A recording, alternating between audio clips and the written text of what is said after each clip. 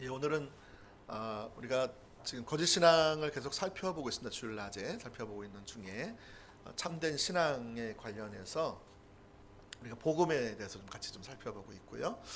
예, 이 복음이 결국에는 그 예수님이 전하신 복음을 이제 하나님 나라의 복음이라고 말할 수 있죠. 예수님이 전하셨던 복음은 하나님 나라의 복음이다. 또 사도 바울이 말했던 복음은 우리가 흔히 말하는 이렇게 이신칭의, 그래서 칭의의 복음이라고 표현할 수도 있는데, 이것이 이제 다른 거냐? 다른 것은 아니고 똑같습니다. 하나님 나라 복음은. 그래서 예수님이 전하셨던 복음은 하나님께서 하나님 나라의 왕 되셔서 통치자로 오셨습니다.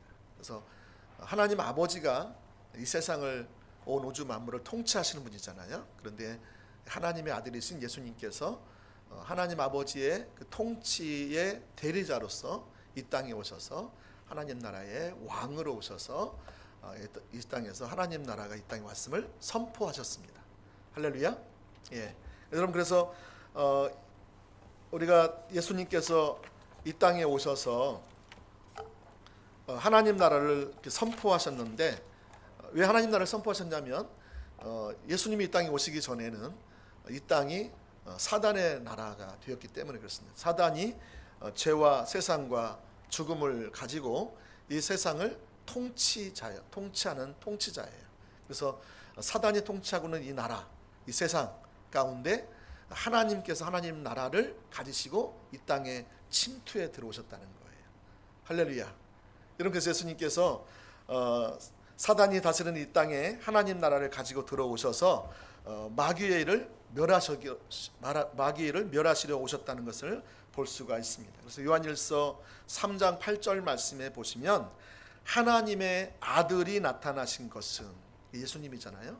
하나님의 아들이 나타나는 것은 마귀의 일을 멸하려 하심이라. 할렐루야. 여러분, 예수님이 이 땅에 오신 목적은 저와 여러분의 영혼을 구원하여서 하나님 나라의 생명, 영생을 주실 뿐만이 아니라 동시에 우리가 마귀의 일을 멸하시려고 오셨다라고 성경은 명명백백하게 말씀해주고 있다라는 것입니다. 예수님께서는 이 땅에 오신 다음에 어떤 일을 하셨습니까? 그분은 핵심적으로 두 가지 사역을 감당하셨습니다. 첫 번째, 그분은 하나님 나라의 말씀을 선포하셨고, 두 번째, 동시에 그분은 하나님 나라의 능력으로 사역을 감당하심으로써 하나님 나라가 이 땅에 왔음을 선포하셨고, 또 하나님 나라가 확장되는 그 일에 예수님께서 사명을 감당하신 것을 볼 수가 있습니다. 누가복음 4장 18절 19절 말씀에 보시면 이 사실을 아주 잘 보여주고 있습니다.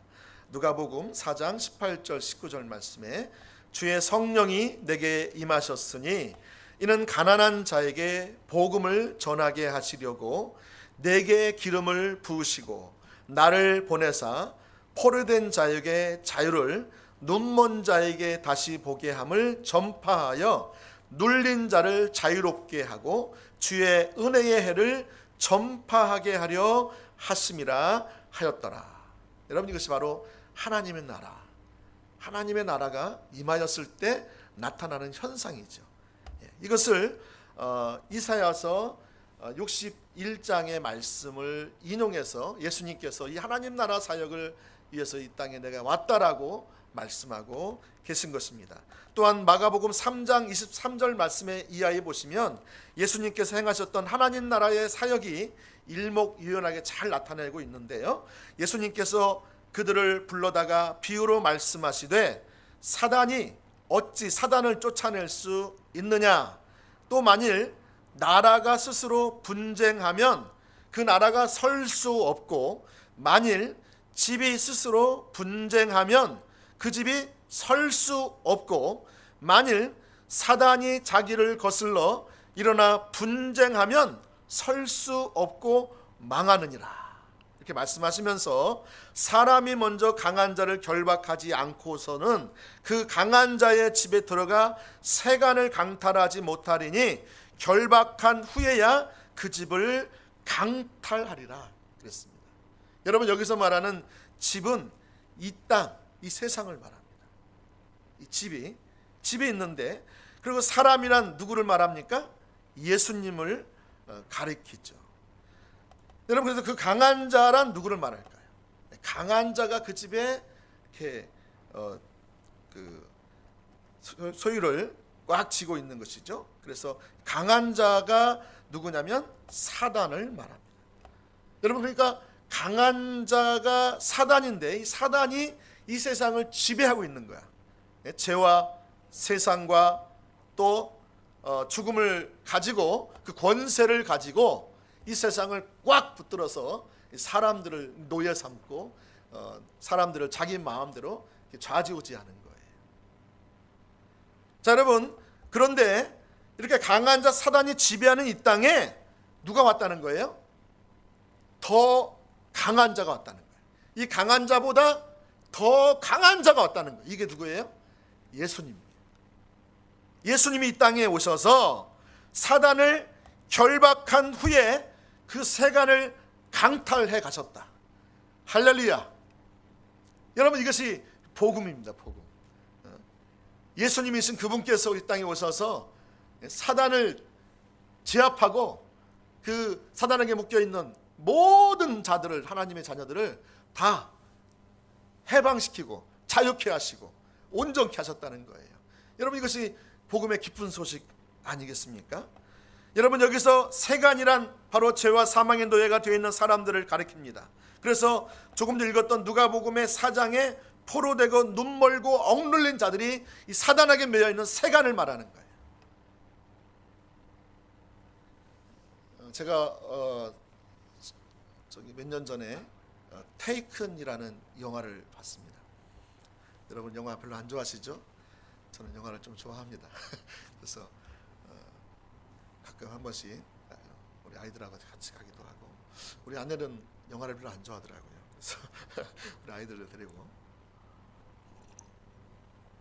갑니다. 근데 테이큰이라는 영화를 보면 한 납치범이 사랑하는 딸을 납치해 가서 노예 삼아서 젊음을 빼앗고 자기의 목적을 이용해 돈을 받아서 팔아먹으려고 합니다. 근데 이 아버지가 그 납치범을 이제 찾아 나서는 것이죠. 다행히 이 아버지의 그 직업이 뭐였냐면 전직 특수요원이었어요. 그러니까 여러분, 아무나 여러분 막 다 찾아 나서면 안 됩니다. 어떠면 또 예. 특수요원이니까 결국 납치범이 사는 땅을 알아내서 찾아가서 납치범과 사투를 벌이다가 그를 죽이고 그 딸을 극적으로 구출해내는 영화가 테이큰이라는 영화입니다. 혹시 시간 되시면 한번 보세요. 마찬가지로 여러분, 예수님께서 자신의 자녀들을 빼앗아간 납치범인 이 사단을 끝까지 찾아가서 그가 죄와 사망의 노예로 삼아서 처참하게 죽어가는 그 자녀들을 찾아가서 그 납치범인 사단의 머리를 박살내고 자신의 자녀들을 치유하고 자유케 하고 해방시키고 놀랍게 그를 행하셨다는 거예요. 여러분, 이게 하나님 나라의 복음이라는 거예요. 할렐루야. 우리는 여기에서 예수님의 사역에는 치열한 영적 전쟁이 있었음을 볼 수가 있어요.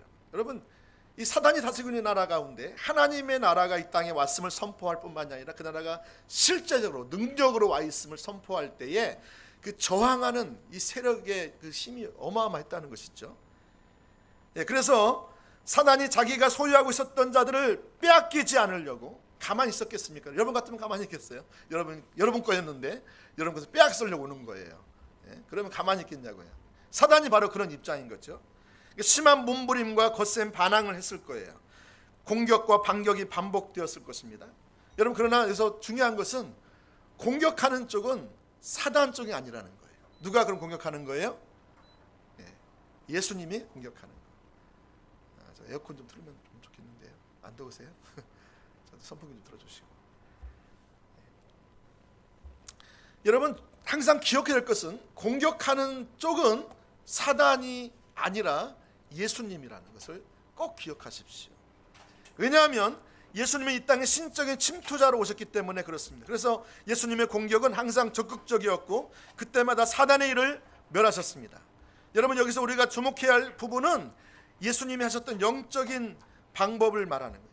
여러분, 영적인 방법은 예수님이 뭐 지역 영을 묻는 방법을 사용했거나 뭐 솔타이에서 그런 방법을 했거나 또 영적 땅밟기를 통해서 영적 전쟁을 하지 않으셨다는 거예요.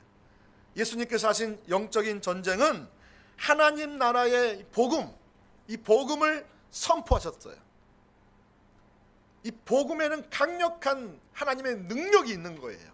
사도 바울은 이 복음을 전할 때 이 복음은 내가 이 복음을 부끄러워하지 아니하노니 이 복음은 모든 믿는 자에게 구원을 주시는 뭐가 됐다?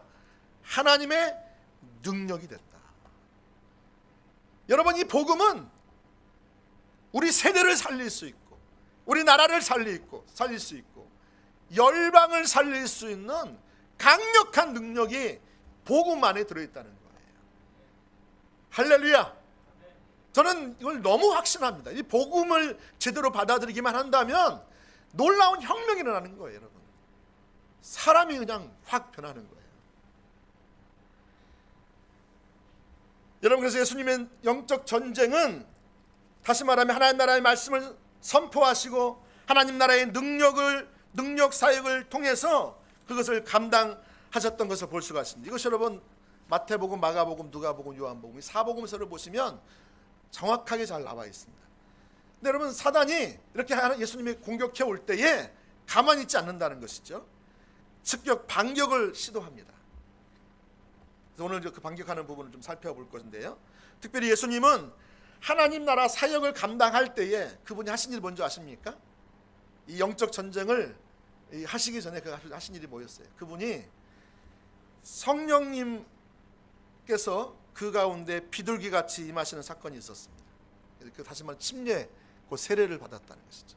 이 세례는 성령이 임한 사실로 우리가 보통 기억하는데 사실은 영적인 측면에서 보면 영적 전쟁을 하기 위해서 본격적으로 능력의 옷을 입는 장면으로 기억합니다. 우리가 지난주에 주제가 뭐였죠? 복음의 옷, 세 가지 옷 기억하십니까?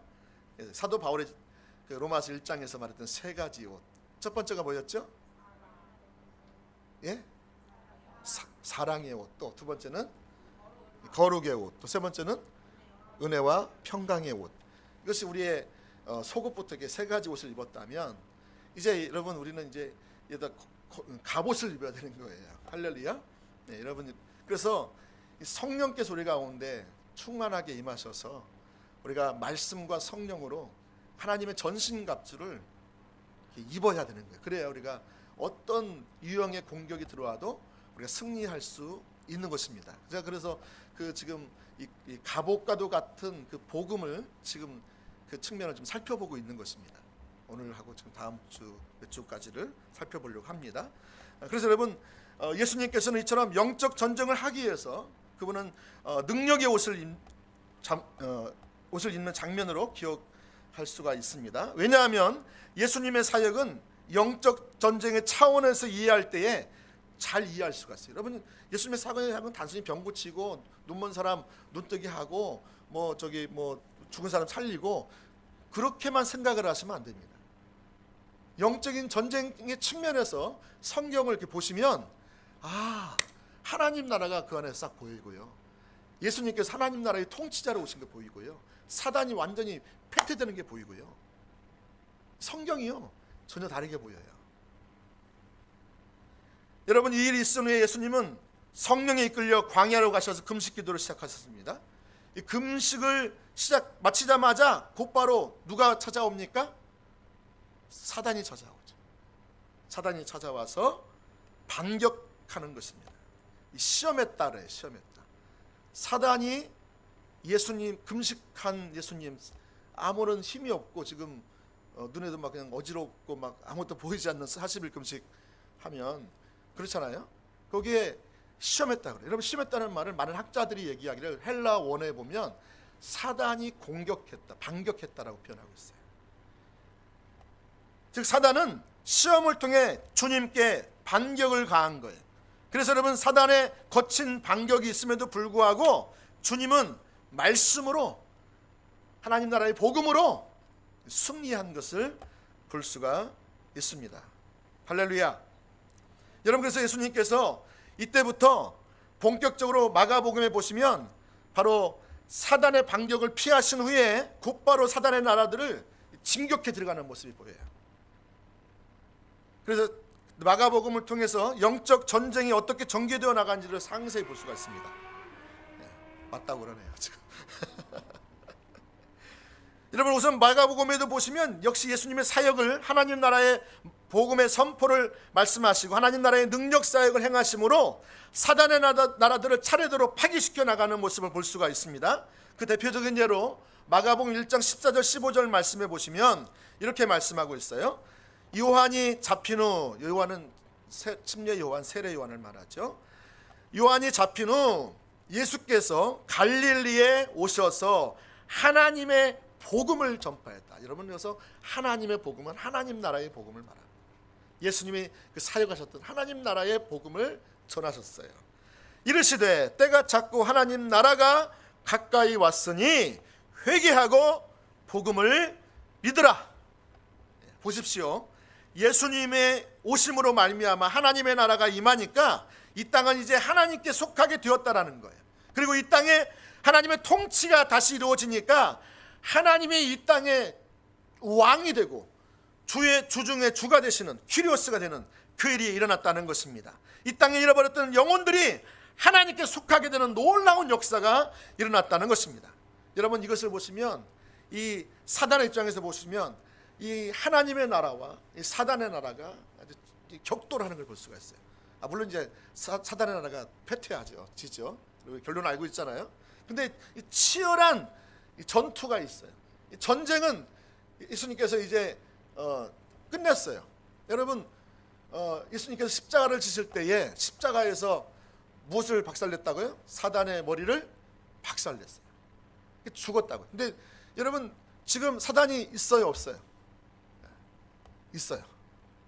사단이 지금 막 우리를 와서 막 공포를 주고 두려움을 주고, 예? 우리를 속이고 거짓말하고 막 우리를 어떻게 하든지 우리를 빼앗고 도둑질하고 막 강탈해가는 그 일이 일어나고 있어요. 근데 여러분, 우리가 두려워할 게 없습니다. 왜냐하면 사단은 지금 머리가 박살나 있거든요. 다른 말로 말하면 그의 계급장은 다 뜯겨져 있어요. 그가 사령관이 아니에요. 더 이상 왕이 아니에요. 통치자가 아니에요. 그는 예수님이 십자가에 죽으심으로 말미암아 그 사단의 모든 권세를, 권력을 다 빼앗아 버렸어요. 여러분, 우리가 저는 참 뭡니까 이게 전 닭을 한 번도 제가 닭고기를 제가 좋아하긴 하지만 그래서 제가 잡아서 먹진 않았어요. 시골에 계신 분들은 이 닭을 뭐 그냥 해가지고 피를 내가지고 죽일 수도 있는데 저는 그런 거 못합니다. 잘 못하는데 급하면 또 할 수 있겠지만 모르겠어요. 저는 막 이렇게 손가락에 이게 면도를 베어가지고 안에가 이렇게 보이잖아. 그럼 제가 막 어지러워가지고 막 쓰러졌어요. 저는 심약한 사람입니다. 근데 여러분, 이 닭이요, 이 목을 잘라도요 어떻게 돼요? 살아서 막 움직인대요. 막 걸어다닌대요. 목 없는 닭 보셨어요? 네. 여러분, 그런 똑같은 거예요. 사단은 지금 목이 완전히 박살났는데 그냥 뛰어다니는 거예요. 근데 권세와 능력은 없는 거예요.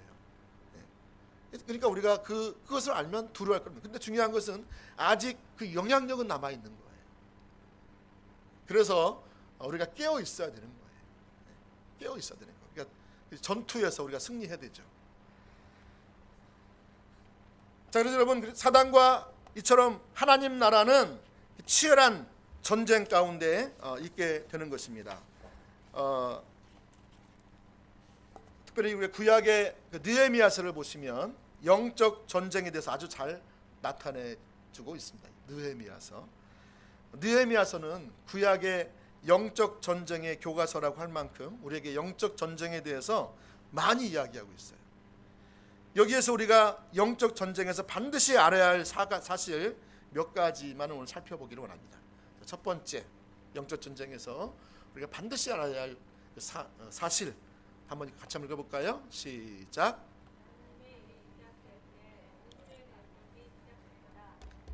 네.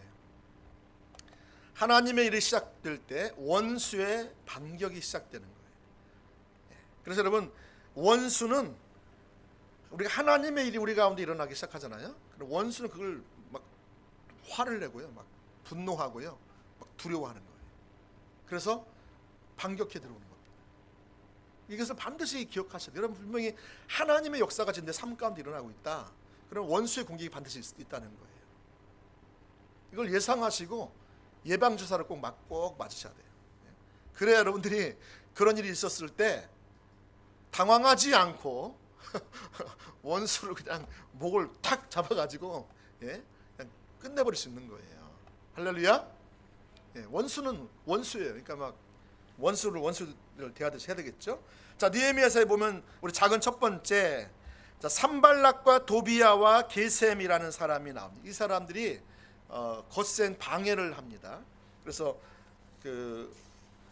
우리가 하나님의 사람들이 하나님의 목적을 위해 나아갈 때는 원수는 하나님의 일이 성취되지 못하게 하기 위해서 방해하고 회방하고 하나님의 사람들을 대적하고 그 일들이 무너지기를 바라고 있습니다. 뭔가 하나님 일이 시작됐다, 이게 딱 그냥 그 신호탄이 쏘아지잖아요. 그러면 귀신같이 알아가지고 사단이 덤벼들어요. 그 일이 이루어지지 못하도록, 무산되도록. 누가 하는 일이라고요? 사단이 하는 일이라고요. 하나님께서 느헤미야를 통해서 예루살렘 성이 불타버렸어요. 다 회파돼 버렸어요. 그래서 그 성이 다시 수축되기를 원하시는 거예요. 이스라엘 백성들이 이제 느헤미야의 지도에 따라서 그 성을 건축하기 시작합니다.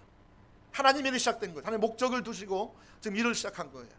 여러분, 성전이 회복돼야 되는 거예요. 성전이 회복돼야 예배가 회복되지 않겠습니까?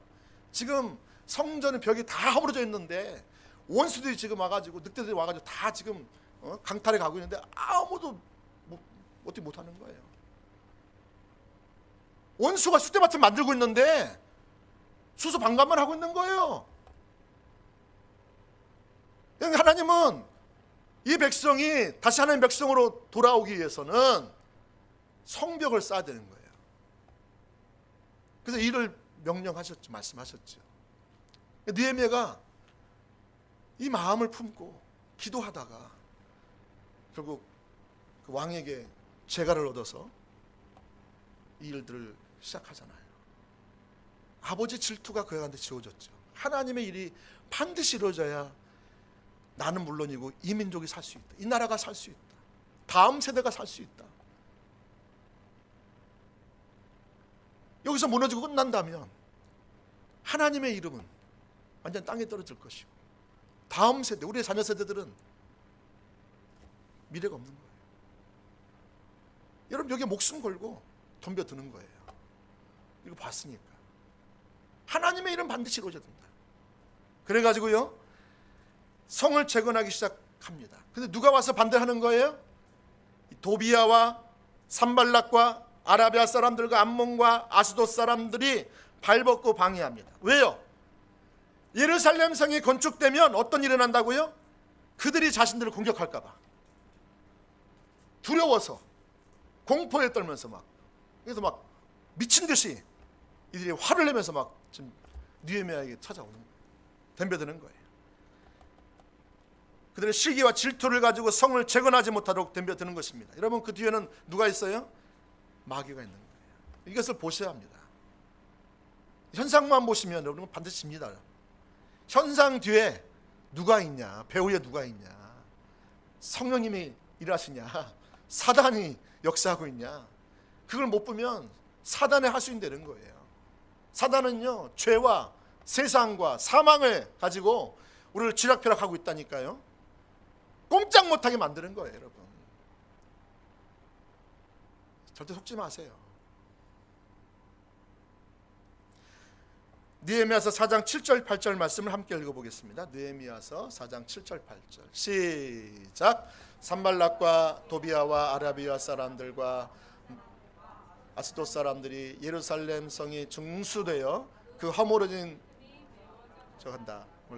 심히 분노하며 다 함께 재개하기를 예루살렘으로 가서 치고 그것을 요란하게 하자 하기로. 보세요. 정확하게 이게 나오죠. 여러분 이것을요 영적인 눈으로 보셔야 돼요. 현상만 보시면 안 된다고. 성경 말씀은 다 읽었는데 아이고 야 쳐들어왔네 뭐 방해하고 있네. 여기서 끝나면은 진짜 하나님 주시는 메시지를 다 놓치는 겁니다. 이 지금 배우에 누가 있어요? 사단이 있어요. 그걸 보셔야 돼요. 깨어서 보셔야 돼요. 깨어서.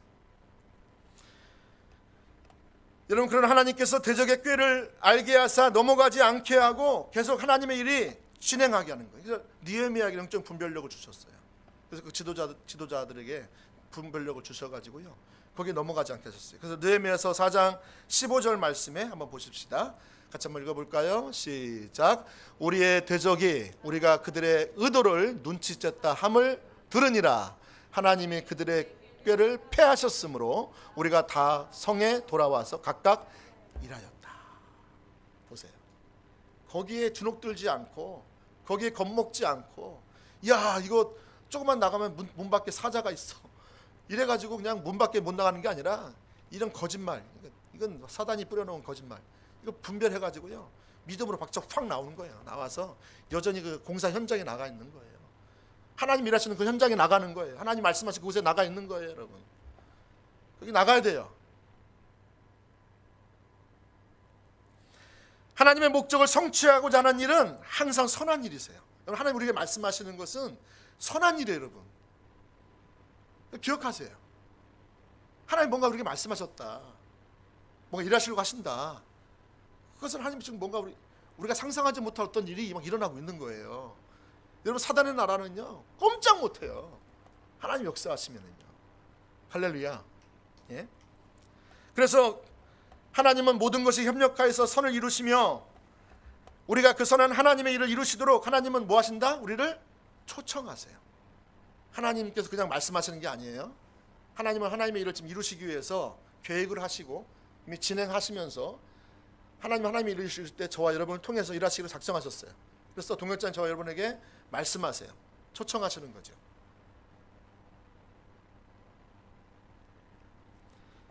그러나 하나님의 명령을 따라 선한 일을 하려고 하면 어떤 일이 일어납니까? 원수 마귀는 사람들로 하여금 넘어지게 하고 실족하게 하고 불리하게 하고 나뉘게 하고 하나님의 목적이 이루어지는 것을 대적하고 해방한다는 거예요. 그게 무엇이든 어떤 방법으로든 여러분 가장 약한 곳을 치면서 반격해 들어올 거예요.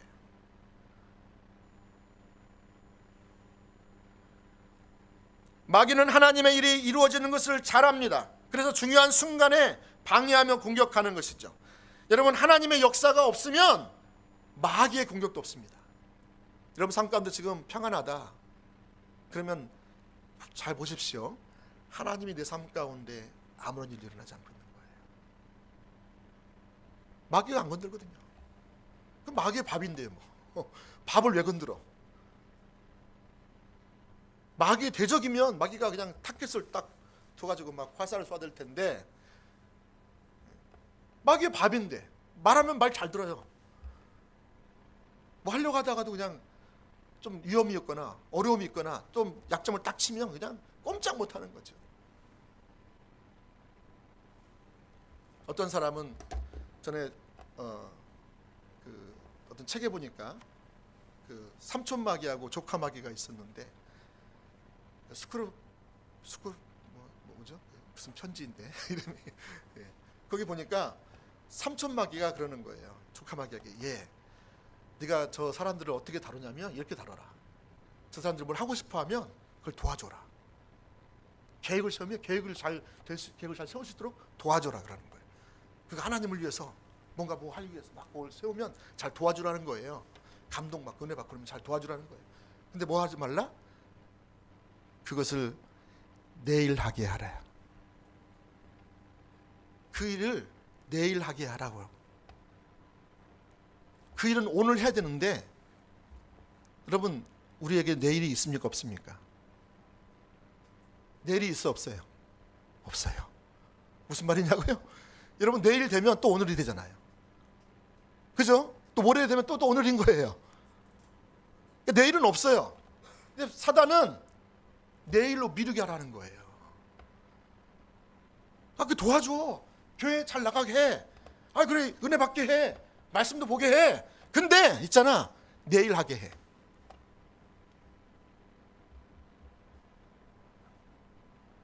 완전 밥이죠. 신경 쓸 게 없다니. 타당히 신경 쓸 게 없어요. 내일로 자꾸 미루는 사람은요 아무런 능력이 없습니다.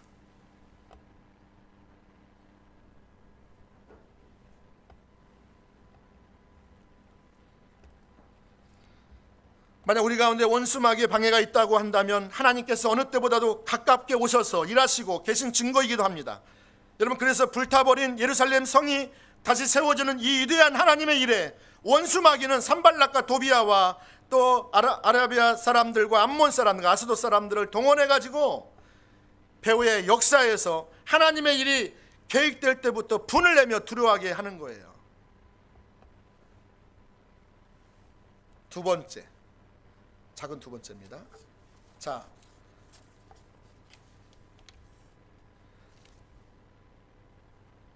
하나님의 일이 시작될 때 원수는 두려워하고 화를 내는데요. 원수의 반격이 시작되는데요. 두 번째는 뭐를 통해서 공격해 들어오느냐? 예수님의 공생의 사역. 예수님이 3년 반 동안 공생의 사역을 하십니다. 본격적으로 십자가 지시기 전 3년 반 그때부터. 근데 이때부터 집중적으로 사단이 반격을 해와요. 어렸을 때 그를 못 죽였거든요. 예수님을. 그러니까 이제 공격이 들어옵니다. 예수님은 요한복음 8장에서 예수를 믿은 유대인들, 여러분 여기 유대인들은요 예수님을 많이 따랐어요. 헌신했어요. 나름대로. 그래서 여러분 예수님을 주기자에 따라서 자기들은 예수님을 믿었다고 자기들은 아브라함의 자손이라고 생각했고 하나님의 자녀라고 생각했고 자기는 정통 그리스도인 생각했던 사람들이었어요. 근데 유대를 믿은 유대인들이 예수를 믿은 유대인들이 예수님을 대적해요. 그리고 그들 떠나요. 여러분 그들을 향해서 예수님이 하신 말씀이 뭔지 아십니까? 너희가 하나님의 아들이었다라면 하나님의 자녀였다라면 내 말을 듣고 깨달았을 텐데 너희는 내 말을 듣지 못하는도다. 우리가 하나님의 자녀이면 하나님의 입에서 나오는 말씀을 듣고 삶을 조정하고 순종한다는 거예요. 그래서 하나님의 뜻을 이루는 삶을 산다는 거예요. 근데 이 유대인들은 그 말씀을 듣기는 듣는데 다 흘려버린다는 거예요. 은혜는 받기는 맞는데 저기 성경에서 맞아 틀려? 그래서 분별을 할 수 있을지 모르겠지만 그 말씀이 그들 안에 거하지 않는다. 그러니까 여러분 예수님이 하신 말씀이 뭐예요? 너희 아비는 마귀다. 너희들은 마귀에게 속했다 이렇게 말하는 거예요. 저는 처음부터 거짓말쟁이요 살인하는 자니 거짓의 아비가 되었다고 요한복음 8장 44절에 말씀하고 있습니다. 자 보세요. 8장 44절. 너희는 너희 아비 마귀에서 났으니 너희 아비의 욕심대로 너희도 행하고자 하느니라. 그는 처음부터 살인한 자요 진리가 그 속에 없으므로. 자 진리가 그 속에 없대요. 그는 성경을 누구보다 잘 알고 있었고 예수님을 향해서 누구보다 헌신된 사람들이었는데 불구하고 진리가 그들 안에 거하지 않는다. 진리를 알지 진리가 너희를 자유케 하리라. 여러분 누가 진리가 어떻게 알 수 있어요? 예수님의 말씀이 그 안에 거하는 사람. 요한복음 8장 31절 32절에 보시면 내 말이 너희 안에 거하면 내가 내 참 제자가 되리니 진리를 알지니 진리가 너희를 자유케 할 것이다. 다시 말하면 하나님의 말씀이 그 진리가 그들 안에 거하는 사람 안에서 그러면 진리이신 예수님을 실제로 알게 된다는 거예요. 인격체적으로 살아계신 예수님을 그 교제를 통해서 그분의 성품을 알고 그분의 인격을 알고 그분의 마음을 알고 그분의 뜻을 알고 그분의 목적을 안다는 거예요. 그분이 계신 곳에 함께 있기를 원하는 거예요. 그분의 뜻이 이루어지는 곳에 자기 삶을 드리는 거예요. 이게 하나님의 자녀예요. 예수를 믿은 유대인들이요 진리를 알았다니까요. 지식으로 알았죠. 배워서 은혜는 받았어요. 아 저게 복음이야. 아 저게 제가 저렇게 살아야 돼. 그렇게 생각은 해. 근데 이내 돌아가면 옛날로 돌아가는 거예요. 여러분 그러니까 진리가 그 속에 없으므로 진리에 서지 못하고 거짓을 말할 때마다 제 것으로 말하나니 이는 그가 거짓말장이요 거짓의 아비가 되었습니다. 마귀는 거짓말을 지어내고 만들어서 사람의 생각 속에 던져놓습니다. 마귀는요 아주 멀리 있지 않아요. 아주 가까이 있어요. 여러분 생각하는 것보다 훨씬 더 가까이 있어요. 우리 생각 속에 마귀가 생각을 불어넣어준다니까요. 그래서 왜곡시키고 혼동하게 하고 하나님을 보지 못하게 하고 떠나게 만들어요. 여러분 고린도서 4장에 보면 이 사단이 뭐 하는 거냐면 혼동스럽게 만든다는 것을 오늘 보니까 이 복음을 깨닫지 못하게 만든다는 거예요. 복음을 들어서 그 복음이 자기의 실제 삶이 되지 못하게 만드는 게 혼동스럽게 만든다는 거예요. 말씀 많이 들어도요 내가 혼동된다 결정적일 때 그러면요 잘 생각해 보셔야 돼요. 그러나 하나님은 진리를 드러내시고 선을 이루시는 분이십니다. 하나님이 역사하시는 곳에 원수 마귀는 거할 수 없기 때문에 항상 하나님의 일을 대적합니다. 진리를 방해하고 막아서려고 합니다. 요한계시록 12장을 보면 마귀가 최종 심판의 때가 얼마 남지 않았음을 보고 하나님의 사람들을 대적한다고 표현하고 있습니다. 요한계시록 12장 12절 말씀해 보시면 이렇습니다. 그러므로 하늘과 그 가운데에 거하는 자들은 즐거워하라. 그러나 땅과 바다는 화 있을진저 이는 마귀가 자기의 때가 얼마 남지 않은 줄을 알므로. 예수님이 재림하여 오실 때 최종적인 심판을 하러 오실 때 이제 사망도 패하고 마귀도 이제 끝장을 내는 거죠. 그 때가 얼마 남지 않았으면 알므로 크게 분내어. 아까 보세요. 산발락과 그 사이 일당들이 크게 분냈잖아요. 똑같잖아요. 그죠? 크게 분내어 너희에게 내려갔습니다. 여러분 예수님이 공생을 시작하러 하시는 무렵에 광야에서 40일 금식을 마쳤을 때 마귀는 예수님을 미혹했다고 그랬습니다. 시험했다고 했습니다. 육신의 쾌락을 위해서 먹을 것을 가지고를 시험합니다. 오늘날 예수 믿는 사람들이 먹을 것 때문에 마실 것 때문에 예수님을 버리는 경우가 얼마나 많습니까? 하나님의 말씀을 버리는 경우가 얼마나 많습니까? 또 두 번째 그는 세상의 영광을 보입니다. 사단은 세상의 영광을 보여요. 야, 이 세상이 내 건데 너 나한테 절하면 내가 다 줄게. 이게 뭐예요? 돈이에요. 돈. 만몬이에요. 만몬. 세상이 신이 됐어요. 오늘날 많은 사람들이 예수를 믿기는 믿는데 돈 앞엔 다 무너지는 거예요. 신앙도 다 버려.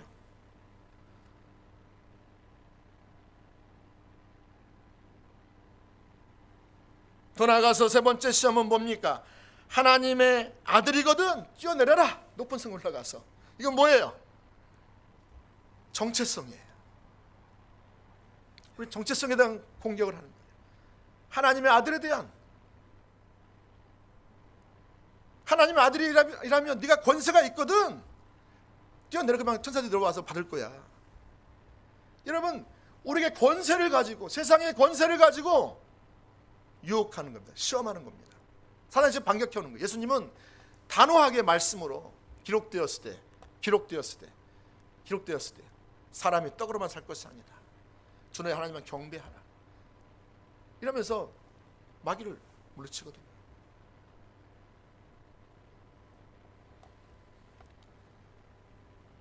여러분 돈과 권력과 육신의 쾌락으로 시험합니다. 지금도 사단은 이 세상의 것으로 이 세상을 사랑하게 만들어서 육신의 정욕과 안목의 정욕과 이생의 자랑으로 거기에 빠지면 다른 돈과 쾌락과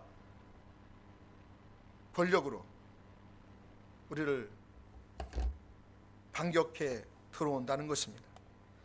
또한 여러분 예수님께서는 거라사의 군대 귀신 들린 자를 치유하시려고 바다를 건너가세요. 성전에 들어가서 말씀을 전할 때 거라사의 그 귀신이 갑자기 말씀을 듣다가 그 안에 귀신 들린 사람이 있었던 거죠. 으악 하면서 귀신이 떠나간 거예요. 근데 거기에 가지 못하게 하기 위해서 배를 타고 이제 예수님이 가시는데 거기서 뭐가 일어났어요? 풍랑이 일어난 거예요. 이 풍랑이 뭐냐면 이 사단이라고 해요. 사단. 예수님이 지금 하나님의 일을 이루시려고, 하나님 나라가 확장되고 하나님 나라 복음을 전하고 하나님 나라가 실제로 그들 가운데 임하였음을 선포하시려고 그들 가고 있는데 거기에 풍랑을 일으키는 거예요. 풍랑도 사단의 반격이라는 것입니다. 배를 뒤집으려고 하는 거예요. 바람과 파도를 일으켰어요. 이때 예수님께서 바람과 파도를 어떻게 했어요? 꾸짖으셨어요. 이때 꾸짖으셨다는 표현이 사단을 꾸짖을 때와 똑같은 단어를 쓰셨어요.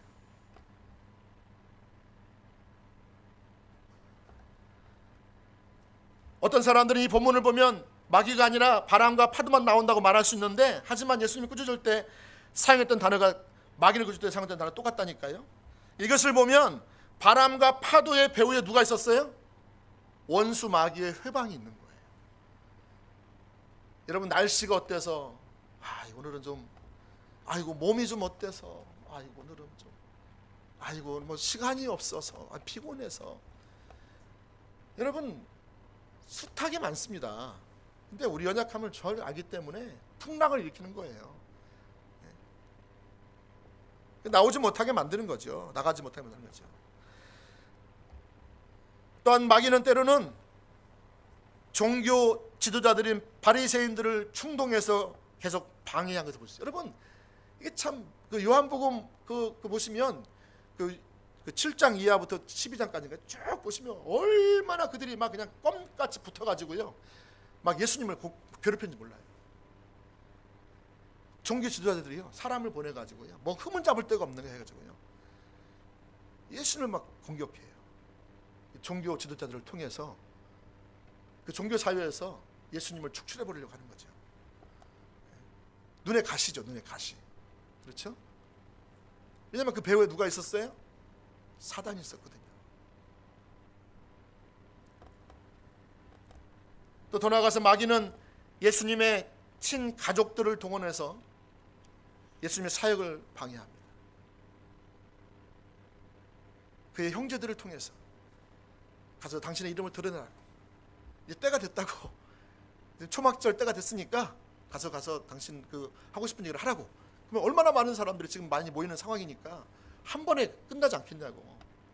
근데 여러분, 예수님 하신 말씀 뭐예요? 내 때는 너희 때와 다르다는 거죠. 너희 때가 됐으니 너희들이나 올라가라. 나는 아직 때가 안 됐다. 다시 말하면 예수님을 세우시는 분은 누구라고요? 하나님이라고. 하나님이 세우시지 않으려고 하는 계획이 없는데 스스로를 자기가 세우려고 하는 거예요. 그건 여러분 교만입니다. 하나님 불신하는 겁니다. 심지어는 예수님을 가장 가까이 따랐던 수제자인 베드로를 통해서도 공격합니다. 여러분 잘 아시는 말씀, 마태복음 16장에 보시면 예수님을 가로막잖아요. 그죠? 내가 그 십자가에 죽을 거야, 3일만 다시 부활할 거야, 이걸 말씀하시잖아요. 근데 결코 그 일이 미치지 않게 하겠습니다 말하면서 막 예수님을 꾸짖으면서 얘기하잖아요. 예수님을 꾸짖어. 이 사람이, 피조물인 사람이 창조주이신 하나님을 꾸짖어. 그때 사단은, 예수님은 뭐라고 하십니까? 그 뒤에 사단이 있는 것을 간파하시고 사단아 물러가라 단호하게 명령하심으로써 사단의 공격을 파하셨습니다. 여러분, 이처럼 예수님의 그 사역을 보면 사단의 반격이 있었음을 볼 수가 있습니다. 사도들의 사역도 마찬가지예요. 동일하게. 시간이 없으니까 많이 하지 않겠지만 그 사도행전 13장 하나만 보면 거기에 바울이 바보섬에서 복음이 전파되려고 할 때에 박수무당인 엘루마를 통해서 회방합니다. 그때에 하나님의 성령께서 갑자기 오셔가지고요, 엘루마 눈을 확 멀게 하잖아요. 사단이 그 사람을 통해서요, 박수무당을 통해서 방해하는 거죠. 눈을 멀게 만들어요. 하나님의 일은 이루어져야 되거든요. 영혼진 구원받아야 되거든요. 하나님의 일이 이루어져야 되거든요, 지금요. 이걸 방해하는 거죠.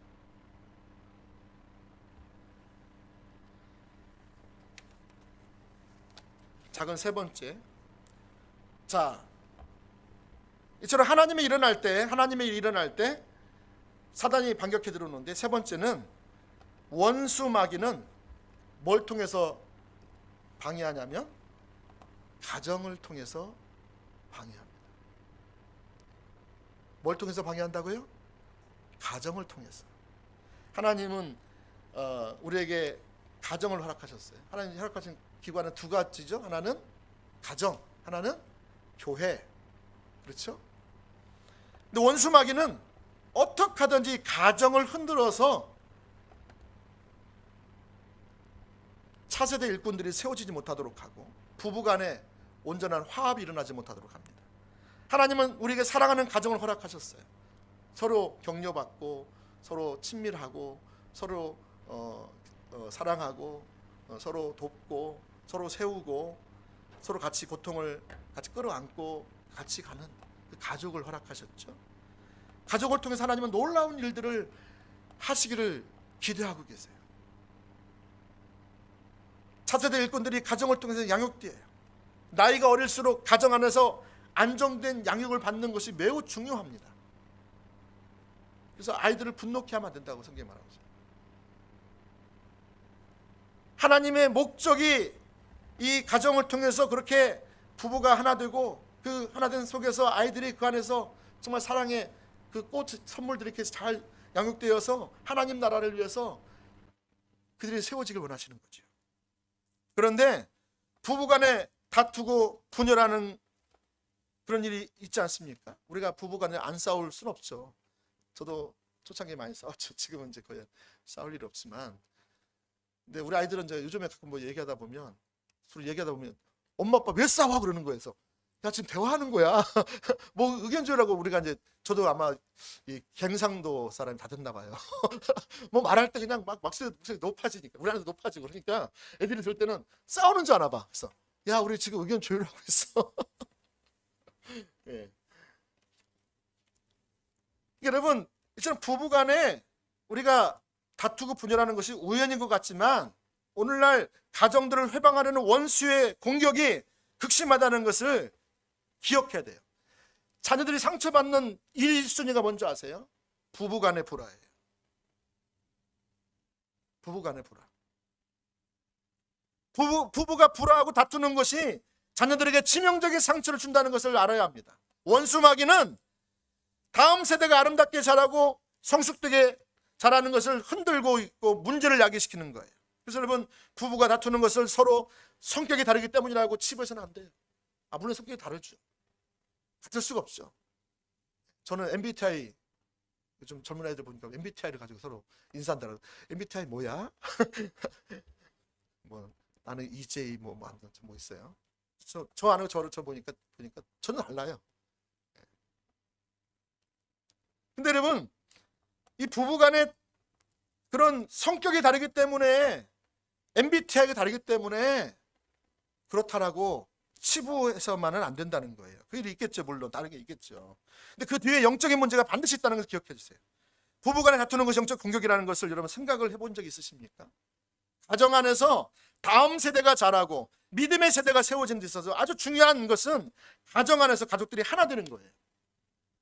다음으로 형제 자매 간에 서로 하나 되는 것을 방해합니다. 그리고 부모와 자녀가 서로 하나 되는 것을 하나 되게 하지 못합니다. 이처럼 원수는 하나 되는 것을 싫어합니다. 그래서 서로 하나 되지 못하게 하는 거예요. 원수 마귀는 수단과 방법을 가리지 않고 가정을 깨트리려고 합니다. 우리가 하나 되는 것을 싫어합니다. 단순한 성격 차이가 아니고 기질 차이가 아니고 배우의 원수의 해방이 있음을 반드시 기억해야 돼요. 여러분 박수를 치면은요 두 개가 부딪히니까 박수 소리가 나는 거예요. 그죠?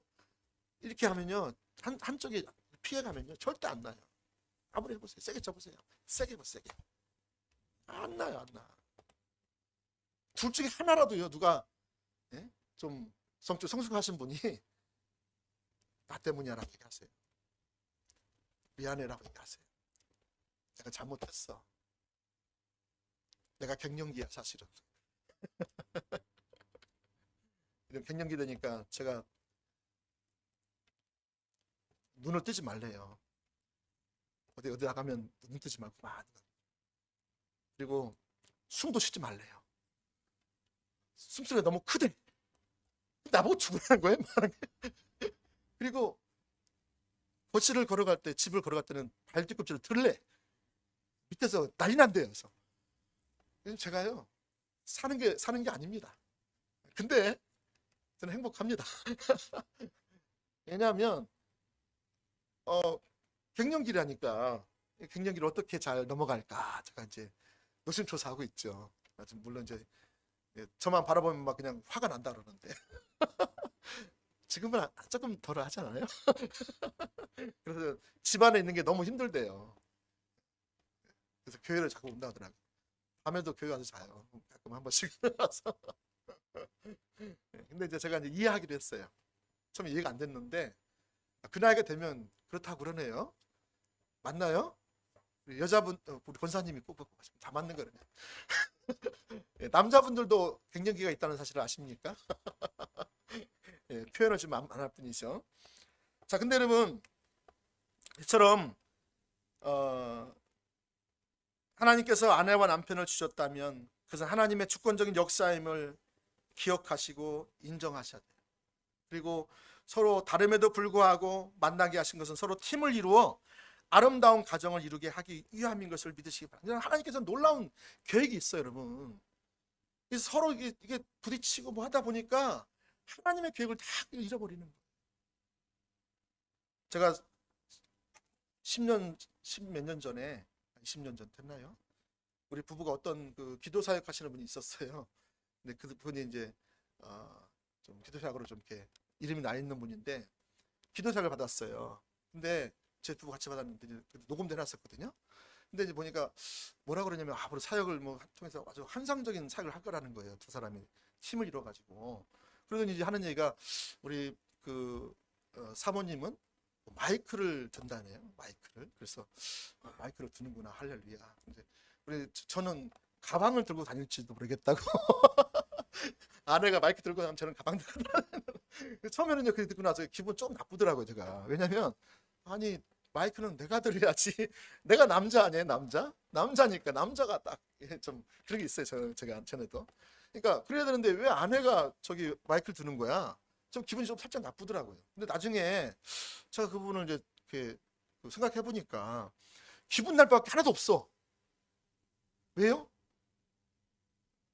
아니 하나님이 이모든지 저모든지 어떻게든 쓰시겠다는 거잖아요.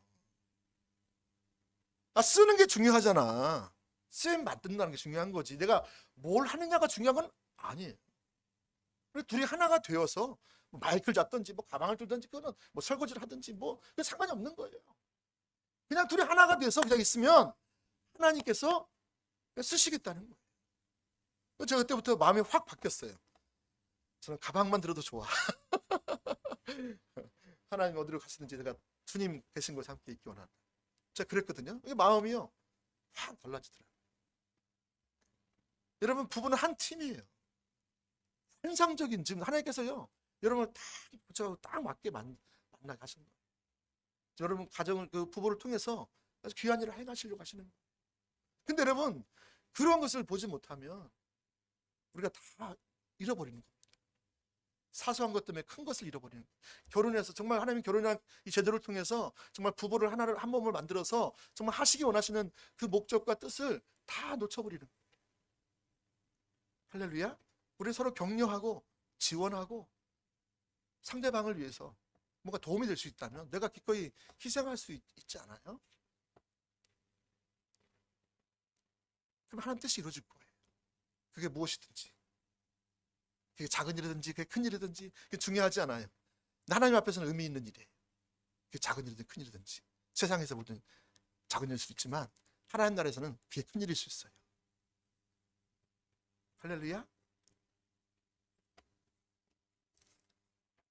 여러분 이처럼 우리의 자존심이나 감정이 우선이 되어서는 안 되는 거예요. 여러분 자존심 싸움 그만하세요. 감정 싸움 그만하세요.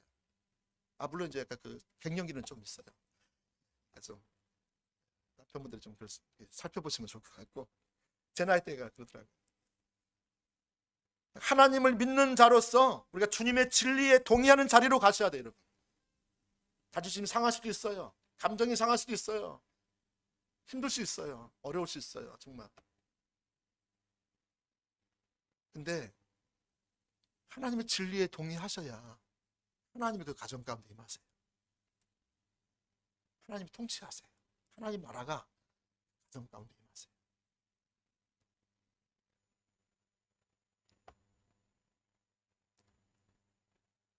원수 마귀는 어떻게 하든지 하나님의 일이 무산되고 하나님 뜻과 목적이 이루어지지 못하게 하기 위해서 끊임없이 공격을 시도합니다.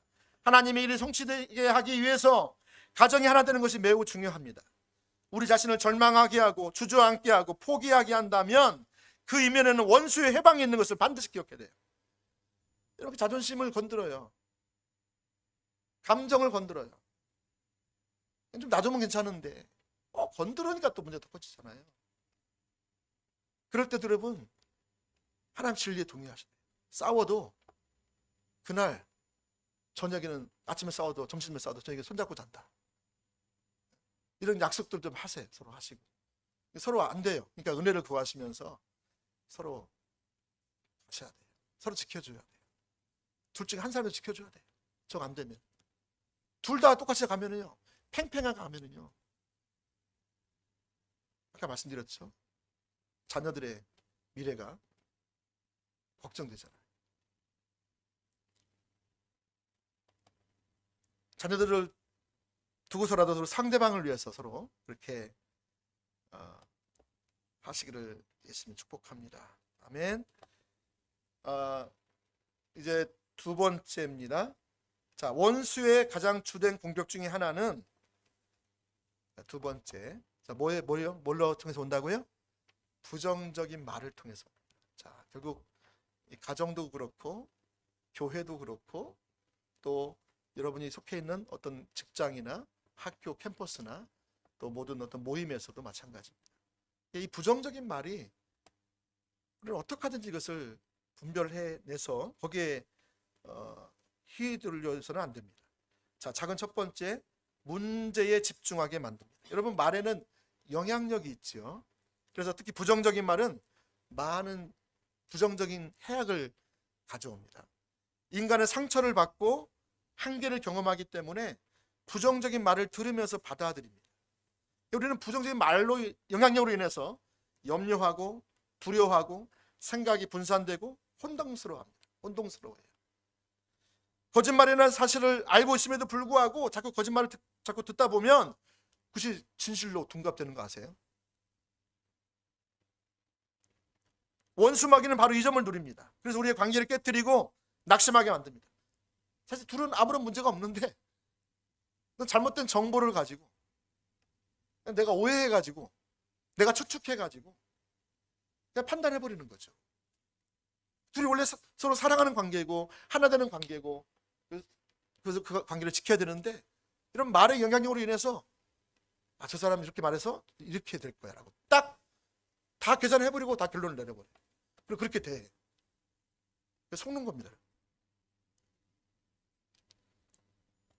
그래서 우리의 관계를 깨뜨리고 낙심시키는 게 원수 마귀가 하는 일입니다. 성경은 말로 인한 원수의 공격이 있음을 우리에게 말하고 있어요. 오늘 산발락이 말을 통해서 하나님의 백성 유다 사람들에게 강력하게 공격하는 것을 보셨어요. 느헤미야서 4장 2절 3절 말씀 보니까 이렇게 나오고 있어요. 느헤미야서 4장 2절 3절 자기 형제들과 사마리아 군대 앞에서 일러 말하되, 지금 산발락이 지금 이스라엘 백성들을 향해서 말하는 거예요. 이 미약한 유다 사람들 보세요. 자존심을 긁는 이 미약한 유다 사람들아, 들이 하는 일이 무엇인가? 스스로 견고하게 하려는가? 제사를 드리려는가? 하루의 일을 마치려는가? 불탄 돌을 흙무더기에서 다시 일으키려는가? 하고 암몬 사람 도비야는 곁에 있다가 이르되 그들이 건축하는 돌 성벽은 여우가 올라가도 곧 무너지리라. 야, 너희들 아무리 쌓아봐, 곧 무너질 거야. 네가 네 관계 뭘 할 수 있다고 그래. 완전히 여러분 이렇게 긁는 거지. 여러분 이것이 원수의 불화살이에요. 이 말을 통해서 오는 것이 불화살. 특별히 여러분 교인들끼리는 또 같은 친구나 같은 믿음의 사람들끼리는 뭐가 불화살이냐면 자기 입장에서 자기 견해를 말하는 거. 그것이 불화살로 볼 수 있어요. 사실을 말할 수 있다니까요. 근데 하나님 관점이 아니라 육신의 관점으로 말합니다. 그게 상대방에게 불화살. 우리 둘이는 지금 같은 편인데 서로를 향해서 불화살 쏘고 있어요. 뭐는 어떻고 뭐는 어떻고. 그래서 난 이게 뭐야. 나는 그래서 난 이게 뭐야. 이래 가지고요. 서로를 가까이 하지 않아. 원수가 그것을 지금 하고 있는 거죠. 여러분, 원수는 미성숙한 성도들을 통해서 말로 인해 상대방을 공격해요. 특별히 미성숙한 성도들을 통해서 공격합니다. 그러니까 그거를 여러분 분별하시면 돼요. 미성숙한 성도들이 판단하고 정죄하는 말로 인해서 다른 사람을 공격합니다. 사무엘상 18장을 보면 다윗이 블레셋을 물리치고 돌아왔을 때 여인들이 뭐라고 그래요? 여인들이 와가지고 막 그 다윗을 보고 다윗이 붙이는 사람들은 만만이요, 사울이 붙이는 사람들은 천천히요, 그렇게 얘기했어요. 그죠? 그거 서로 너무너무 잘했다는 거죠. 그잖아요. 여러분, 사람들이 만약에 다윗만 칭찬했다면 문제가 하나도 없었을 것이에요. 그죠? 근데 그들은 왕인 누구와 누구를 비교하면서 했어요? 사울 왕과 다윗을 비교하면서 한 거예요. 사울 왕만, 사울 왕 만만입니다, 당신이 최고입니다, 이렇게 했으면 아무런 문제가 없을 거예요. 근데 사울 왕도 잘하지만 다윗은 더 잘해, 이러면 마음속에 벌써 시기 질투가 싹 트는 거예요. 갑자기 그 말 들으니까 우울해졌어요. 왜냐면 갑자기 앞날이 불안하고 캄캄해졌어요. 혹시라도 이 다윗이 나중에 이 나라의 왕이 된다면 현재 왕인 내 운명은 어떻게 될까? 그리고 내 자식이 왕위를 물려주려고 생각했는데 내 계획이 완전히 다 무너지고 내 가문도 다 무너지고 내 인생 끝나는 거 아닌가? 이래가지고요, 그냥 꼬리에 꼬리를 물어가지고요, 나중에는 어떻게 해요? 다윗을 죽여야 되겠다. 죽이면 이제 끝나는 거예요. 그 때문에 잠 못 자는 거예요. 화가 나는 거예요. 막 분을 내는 거예요. 여러분, 이렇게 말을 잘못하는 사람들, 그 여인들로 인해서 시험 드는 경우가 있다는 거예요. 그 시험 들 거 아니거든. 사실은 우리가 하나님과 올바른 관계성 가운데 있으면 우리가 상대방을 높여줘야 되지 않아요? 그죠? 정말 다윗이 정말 하나님께 쓰임 받았으면 좋겠구나. 근데 사촌이 땅을 사면 배가 아파. 그죠? 괜히 그냥 배가 아픈 거죠. 그래서 이렇게 부정적인 생각을 하고 또 생각을 하고 또 생각을 하니까 그 다음날 누가 들어와요? 악신이 들어왔잖아요. 악신. 사울에게 악신이 들어온 거예요. 부정적인 말을 자꾸 듣고 자꾸 되새기고 그걸 또 꼬리에 꼬리를 낳고 자, 그게 있으면 그 생각 가운데서 악신이 들어오는 거예요.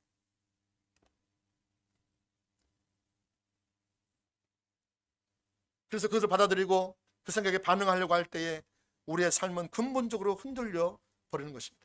자, 그러면 그런 부정적인 생각이 자꾸 떠오르면 어떻게 돼요? 예? 나사렛 예수 이름으로 물리쳐야 되죠. 다윗이 만만이요, 사울이 천천히나, 그 말 또 들린다, 또 생각난다 그러면 내가 나사렛 예수 이름으로 모든 생각은 떠나갈지어다. 그리고 그 여인들을 축복해. 예? 또 다윗을 축복해야 돼. 그래 여러분이 거기서 휘둘리지 않고 넘어갈 수 있어요. 그럼 다윗보다 더 큰 사람이 되는 거예요. 사울이 다윗보다 더 클 사람, 그런 능력이 있었어요. 스펙도 있었고요. 근데 여러분, 다윗보다 완전 못한 사람 된 이유가 뭔지 아세요? 여기였어요. 그것을 제대로 처리해내지 못한 이 말을, 특히 부정적인 말을, 특히 신앙이 어린 사람, 그런 사람의 말을 처리를 잘 못했어요. 여러분, 말 한마디가 이런 일이 있다니까요.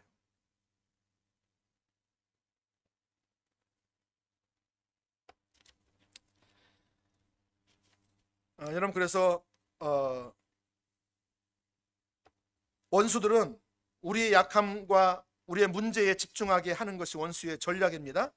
느헤미야 4장 3절 보면 너희가 건축하여 쌓은 성은 여호가 올라가도 무너질 것이다 라고 말하는 것이죠. 그래서 여러분, 자꾸 뭐하냐면 우리는 자기의 문제에 집중하게 만들어요. 그리고 사단은요, 우리가 문제에 집착하는 순간 사단이 할 일은 더 이상 없어. 세탁기에 마치 빨래를 넣고 같이 돌려버리면 끝나는 거예요. 우리가 벌써 그 문제 약함에 집중하기 시작한다, 어떤 말에 집중하기 시작한다, 부정적인 말에, 그러면 사단은 더 이상 손댈 게 없어요. 자동적으로 사단의 밥이 되는 거예요. 몇 바퀴 돌고 나면. 예? 내가 지금 뭐 하고 있는 거야? 모르는 거야, 그럼.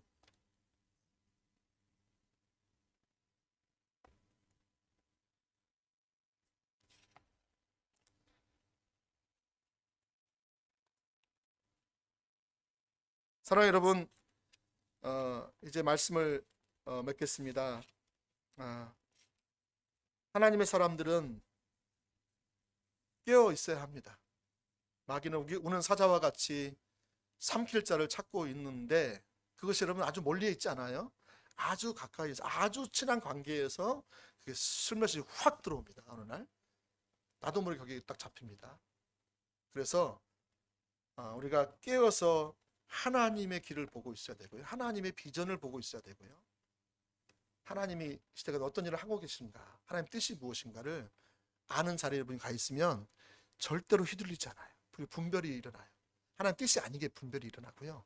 이게 지금 뭐 하는 거구나, 이게 풍랑이 오는 거, 이게 지금 말로 인해서 뭐 하는 거, 이거 지금 자녀를 통해서 또 남편을 통해서 지금 뭐 환경을 통해서 물질을 통해서 오는 거, 이게 딱딱딱 잡히는 거예요. 그럼 거기 더 이상 막 분을 낼 필요가 없는 거예요. 어떤 분을 내면 끝나는 거예요, 여러분. 그래요. 어때요? 네, 저와 여러분이 성령님께 예민해 주시고, 그래서 여러분 지금 요즘에 리더십 기도 모임이 있잖아요. 요즘 저녁마다 기도회가 함께 하고 있는데 하나님 마음이 함께 하시고요. 특히 토요일 날 또 시간도 어렵지만 또 하나님께서 이 부분도 말씀하셔서 우리가 교회를 위해서 기도하기 원하고 또 가정을 위해서 지금 집중 기도하기 원하시는 것 같아요. 왜냐하면 지금 이렇게 공격이 들어오거든요. 우리가 분별하지 못하면, 우리가 주님과의 관계성 안에서 하나님의 관점으로 이런 부분들을 해석해내지 못하면, 하나님 관점을 해석해내지 못하면 우리는 같이 돌아갑니다. 저와 여러분들이 그렇게 주님을 구함으로 이 약한 마귀의 그런 괴계를 맞장을 떠서 믿음으로 승리할 수 있기를 예수님을 축복합니다. 아멘. 찬양.